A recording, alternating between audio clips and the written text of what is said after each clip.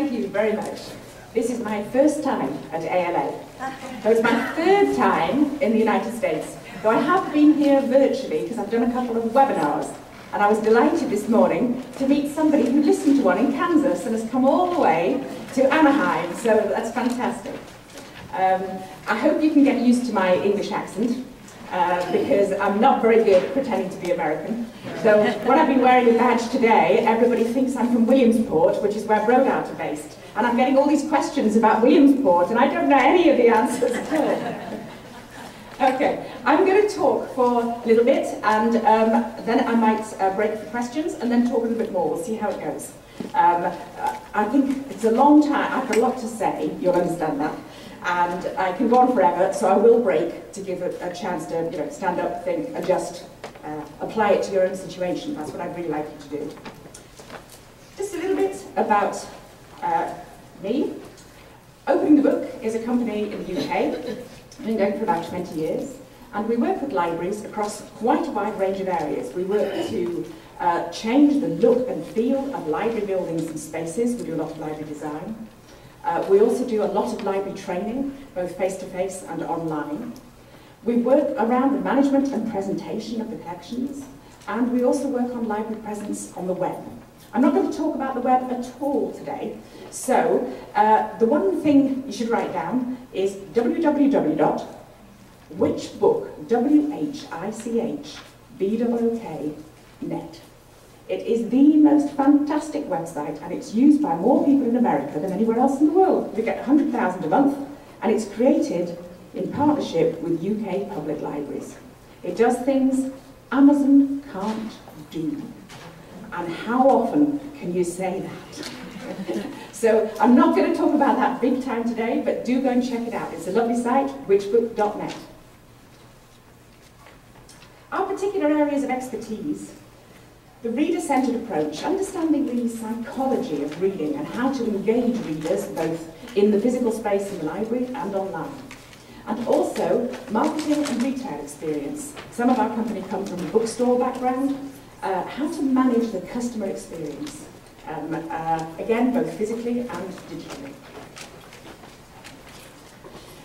Today, I wanted to start with libraries. We are a bit under pressure, aren't we? Certainly we are in the UK, and I think you are increasingly here from what I look in the news, the library news generally.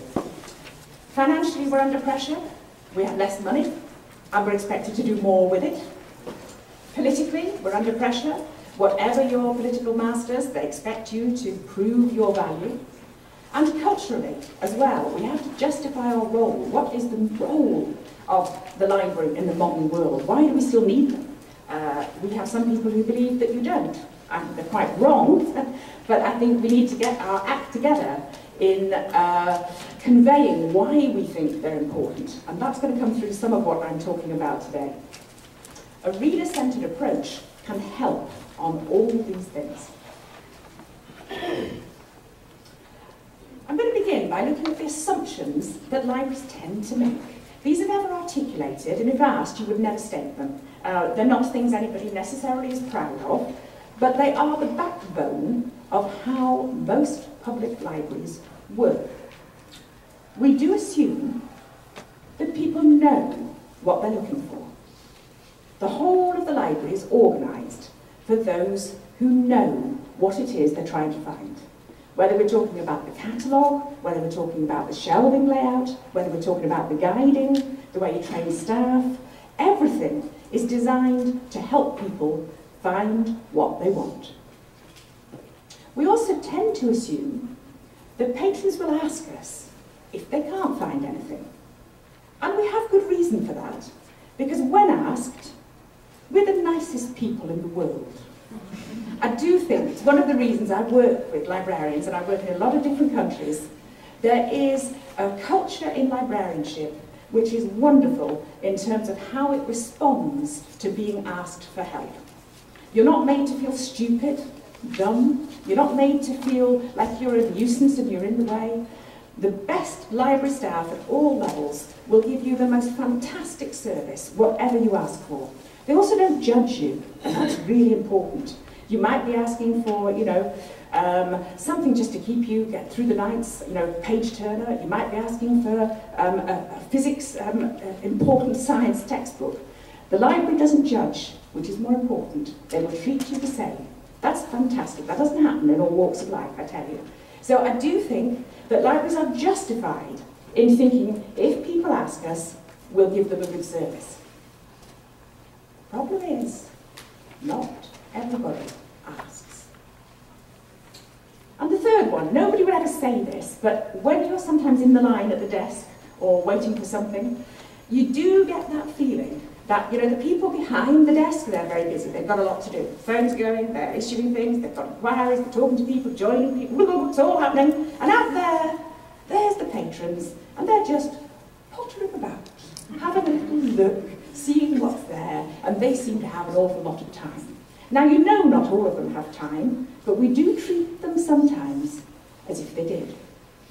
And we treat them sometimes as if their time is less important than ours. That's a major training issue for public libraries, I think. What we learn from research and observation, and we've been doing this for quite a long time. I'm going to mix English statistics and US ones here. I have the library information from the UK, I don't have it from the US, but the best researchers on what's happening in retail are all US. So it's a mix here. What we know from our research is that most people in public libraries do not know exactly what they want. They don't have an author or a title in mind. They're browsing. They're looking to be tempted. They're seeing what takes their eye, what they might fancy.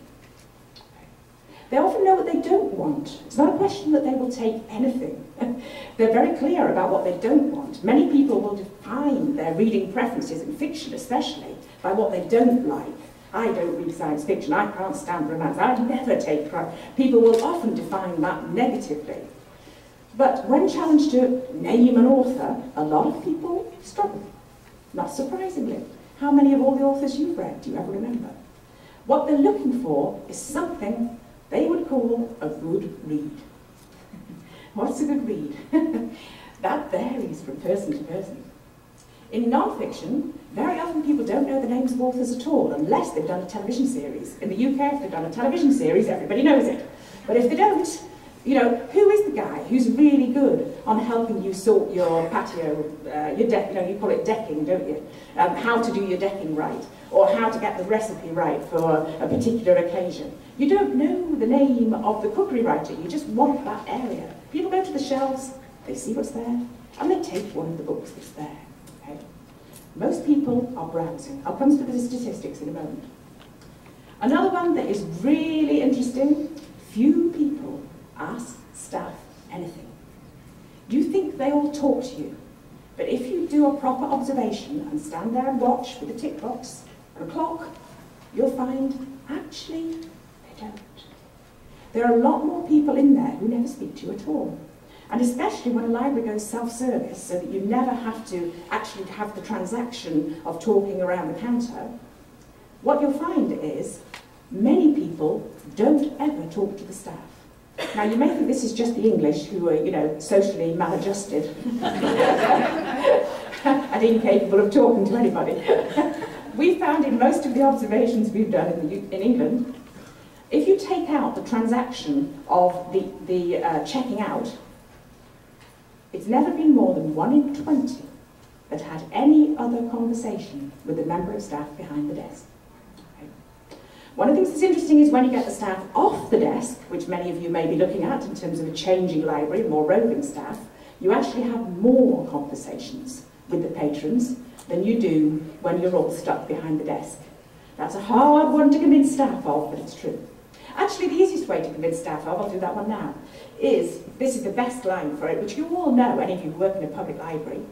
You know when you have to go through the stock to find all the old stuff that hasn't been checked out for ages? We call that in English weeding. I don't know what you call it, same thing? So you're weeding the stock, yep. So you're going along and getting all these crappy old things that really you know you don't want and that should have been tossed out ages ago, and you got this little pile and you put it on the floor, or you put it on the top of the vase, and what happens? They come to get it. fascinating because you've drawn attention to it. Amazing, yeah. You're walking around in the library. When do people ask you questions? When you're going to shelve the books. A lot of people won't go to the desk to ask. They'll ask somebody that seems to be carrying books around. Because they're sort of less important and it's not such a thing to disturb them. I think that's partly it. I once had a library service that wanted a badge that said, please ask me a question, I hate shelving. I think that's great. So, people will ask, but they don't ask what you expect, and the numbers asking are far fewer than you think. And the last one, the average length of a visit. I don't have this for the US, though I'm rather hoping, as we start to do more work in the States, that somebody will start doing this and check it all out. But I can tell you for sure, in the UK, because we've done it so many times, in so many different libraries, with different librarians and different staff running it, the average visit to a public library in the UK is between 5 and 10 minutes. Now, when I started out, I thought that would be at least 20, you know? Because you think people are there for a little while, aren't they? But it's not. The average is between 5 and 10. Now, that includes everybody that comes in to study, and some of them are there for 2 hours. That includes everybody that books one of our public internet computers, and they're usually in 60-minute slots, sometimes in 30-minute slots. But all of those people are included. So we've got 2 hours, 1 hour, 30 minutes, and still the average is between 5 and 10. That means an awful lot of people are coming in for less than 5 minutes. Yeah? 1, 2, 3, 4-minute borrowers, 4-minute patrons. What's happening with them? Now, what's interesting about this is it matches very much what's been done in retail research. I'm sure a lot of you know the work of Paco Underhill. He's our guru. We follow him all the time. Started using his techniques 10 years ago in libraries in the UK. Taught librarians how to stand and watch, how to observe. It's fantastic information it gives you. If you're not already using this book, go get and read it. It's lovely. But what he shows is that 3 out of 4 shoppers, in the States this time, buy on impulse. Okay? 1 in 4 knows what they want. They know what they want, and they go out shopping, and they go to the right shop for it, they go to the right thing in the shop, take it from, and they buy it, and they go home. Yep. But 3 out of 4 aren't like that. And I want you just to think about yourselves for a minute when you're shopping, okay? Think of shopping for something you like shopping for. This will vary for different people. I'm the sort of shopper that goes, even when it's something you like, you just go directly to it, you know what you want, you maybe list 2, 3 things, you get them, you go back home again. Done. Phew, shopping over. Or are you the sort of shopper that, oh, that looks quite interesting, and actually, oh, I might just nip in there, and when you go home, you might have bought the things on your list, but you might actually have bought 3 other things instead. Just put your hands up if you are the focused shopper, the one who knows what they want and goes to get it. Stick your hand up. And the other way, who's the impulsive shopper? Even amongst librarians, there are more impulsive shoppers. And I am developing a theory, as I talk about this in different places, that reference librarians are all focused shoppers. Nothing wrong with it. I'm not talking about what's good or what's bad. I'm talking about how society is changing. It used to be 2 and 2, and now it's 1 and 3. That's a big shift. It'll be interesting to see if recession changes that. We've been trying to watch out for that. Do people become less impulsive when they've less money? But actually, when you look at, for instance, the shopping habits of teenagers, that's not true. Teenagers are a classic group who don't have much money. Where do they go all the time? Up the shops. Where do they meet? By the stores. What do? They look at stuff if they can't buy it, or they thieve it. Okay, another one that's really interesting from Paco Underhill, 50% of decisions to buy are made after the customer enters the store. So you know that you want a kind of a thing and you choose the store accordingly. Let's take, simple example, bread. Okay, going to shop for bread. When I was a child in the UK, there were only 3 kinds of bread, ever. Brown, white, wrapped, white, sliced. Done. Your mother sent you to the shop and you got one of those, you know, that was it. Now, you go into the bread thing at the supermarket or the specialist bread store or even the little corner store, and they will have breads from around the world. And half of them will be frozen, half, you know, we have ones from India, we have ones from French breads, we have anything very very much from the States, but I bet you have a lot of different breads, rye breads, there's so many. So what happens, people think they know, I want bread. They go to the store, they don't decide which bread until they're in the line waiting to buy it. Okay? And of course what happens then is the store will have a little promotion on. So, you know, I usually get this one, I'm not going to have that, but they've got these little cheesy whatsits for me to try. Just have it, oh, I might have some of those as well. And we end up buying more than we need, which of course is the essence of capitalism. And the reason why some of us are rather larger than we should be. But this is the way the world currently is, okay? What about your library? Is your library like that? If people come in not knowing what they want, and they're going to make the decision when they've got into the library, just as they did in the store, what's going to tempt them, okay? We need to think about that. And another piece of research I wanted to draw your attention to, many people will know this too, another American psychologist, researcher, brilliant, this is another great book, about how people choose. And what she manages to prove is that more choice does not always increase satisfaction. You know, we have this theory that having lots of choice makes you feel so much better. But actually what she shows is that's not always true. And the famous jam experiment, you may know, where she did an experiment in a big store in New York, and just in the entrance area they set up this stall with jams on, okay? And they ran it for several days, and on some days they had just 3 jams you could taste and then possibly buy. And on other days they had 30 jams, much bigger range, that you could taste and then buy. Which day did they sell more? The one they had 3, dramatically so. So that's a lesson that retail, again, has learned. Now, we're very different from bookstores and libraries, I'll come back to that, but I think there are some lessons we can learn. And how are we going to apply that one? This is the research that we've done ourselves, very much based in the UK, but we have about 40,000 patron interviews as part of the online training courses we run across the country and in Ireland. And one of the key questions we ask is, how did you choose the book that you're checking out today? And we've got a huge number of responses to that, in small libraries, big ones, rural, city, and the dominant factor in them all is displays.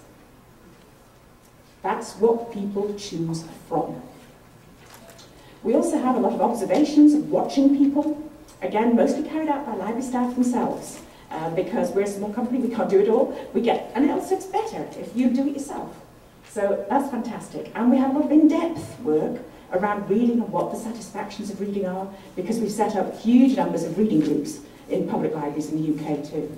So that's the background. Those are all UK statistics. I don't have anything from the States, and I would love it if some of you start taking some of our online training, if we could start to build a picture of what applies here. Because of what I know about the retail statistics, I think it can't be far different. But, you know, I can't sit here, stand up hand on heart, and tell you that's the truth in America, because I only know it for UK. Here's another specific example, again from the UK Library, that I want you to think about. This was an observation carried out over 1 week in 2 particular libraries in the small city of Warrington. It's next to Liverpool in the UK. It's not a very special place, no tourists, very industrial. Nothing special about it. And they ended up with 200 individual user observations, and they picked out of that who had stayed the least time. So everybody who'd stayed the 5 to 9 minutes, let's look at them. How many of them checked something out? Do you know?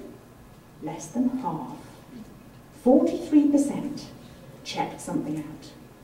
So what interested me was, what were the other 57% doing? Because of course people come to the library for many different reasons. But if you're there for 5 minutes, okay, you didn't come for a sleep, you didn't come to read the paper, you didn't come with an inquiry, you didn't come to look something up complicated, because you couldn't do any of those in 5 minutes. I think a lot of those people came for a look. And they had a quick look near the door, they saw nothing tempting, and they went straight out again. And the easiest way to get your circ up is to tempt some of them better. So if they won't come right away in the library, you have something really in the entrance that's going to hook them. And that's where we came up with the concept of books to go. A small selection of books, well placed near the entrance, for people in a hurry who haven't much time, who are only going to be there for less than 5 minutes. People who aren't exactly sure what they want. The ones who know what they want, the 1 in 4, they'll go straight past this. That's no problem. This isn't for them. They need the whole shelves wherever they're going with a particular, collection on it. This is for those people who don't know what they want.